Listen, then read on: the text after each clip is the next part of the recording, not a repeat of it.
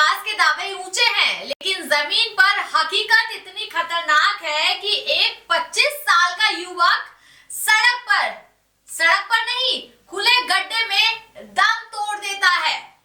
क्यों? जनकपुरी में कमल ध्यानी की मौत सिर्फ एक हादसा, यहां पर मैं बिल्कुल नहीं कह सकती हूं इसको, यह सिस्टम, प्रशासन और पुलिस की कार्यशैली पर सीधा सीधा बड़ा सवाल खड़ा करता है। देखिए, पोस्टमार्टम रिपोर्ट ने यह साफ कर दिया है कि कमल की जान किसी टक्कर से नहीं गई है। उनकी सांस उस गीली मिट्टी ने छीनी, उस गड्ढे ने छीनी, और शायद उस लापरवाही ने भी, क्योंकि मुझे यहाँ पर इसे लापरवाही कहने में कोई द्वेष बिल्कुल नहीं है, जो समय रहते सक्रिय नहीं हो पाती है। सवाल बिल्कुल सीधा और सरल है, क्या दिल्ली की सड़कों पर सुरक्षा से ज्यादा कागजी काम जरूरी है? क्या एक युवक की जान जाने के बाद जिम्मेदारियां तय होगी? सवाल है, लेकिन जवाब किसी के पास नहीं है। देखिए क्या है मामला।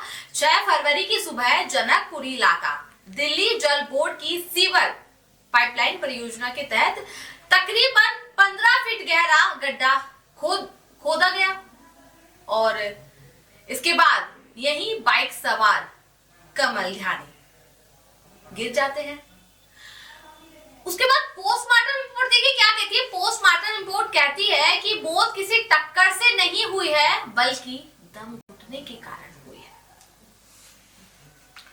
गड्ढे में गिरते ही कमल का चेहरा गीली मिट्टी में फंस गया, और उसी समय उनकी बाइक सीने और कमर पर आ गिरी। मुंह और नाक में मिट्टी भर गई, सांस लेने की क्षमता कमल की खत्म हो चुकी थी, बिल्कुल पूरी तरह से, और उनकी मौत हो जाती है। रिपोर्ट में दाहिया जांघ पर जलने का निशान भी मिला है, और आशंका जताई जा रही है कि बाइक के साइलेंसर से यह जला, यानी गड्ढा, मिट्टी, बाइक का दबाव, तीनों ने मिलकर एक युवक की जान ले ली है। देखिए, कमल ध्यानी कैलाशपुरी निवासी एक निजी बैंक में कर्मचारी थे, घर लौट रहे थे, लेकिन घर पहुंच नहीं पाए। सबसे बड़ा सवाल यह है कि हादसे के बाद क्या हुआ। परिजनों के मुताबिक, देखिए इस मामले को लेकर उसके परिजनों का ये कहना है, कमल लापता हुए तो परिवार एक अस्पताल से दूसरों से तीसरे अस्पताल भटकता रहा। कहीं कोई रिकॉर्ड नहीं मिला, कोई जानकारी नहीं मिली। मोबाइल फोन की लोकेशन के आधार पर परिवार और पुलिस ने ऑपरेशन सर्च किया, तब जाकर उसी गड्ढे से कमल का शव मिलता है। वहीं परिवार वालों का यह आरोप है कि पुलिस ने गुमशुदगी की रिपोर्ट दर्ज करने में इतनी देरी क्यों कर दी। कहा गया 24 घंटे के बाद आइए, परिवार वालों को कहा गया, देखिए पुलिस वालों की तरफ से कि 24 घंटे बाद आइए। हालांकि पुलिस ने आरोपों से इनकार कर रही है, जो कि हमेशा होता है।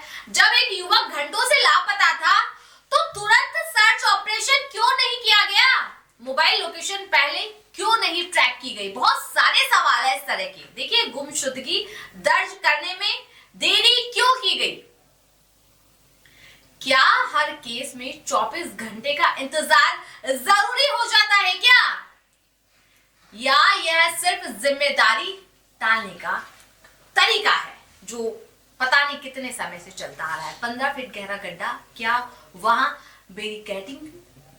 क्या चेतावनी बोर्ड लगे थे? क्या रात के समय कोई सुरक्षा का इंतजाम था या नहीं था?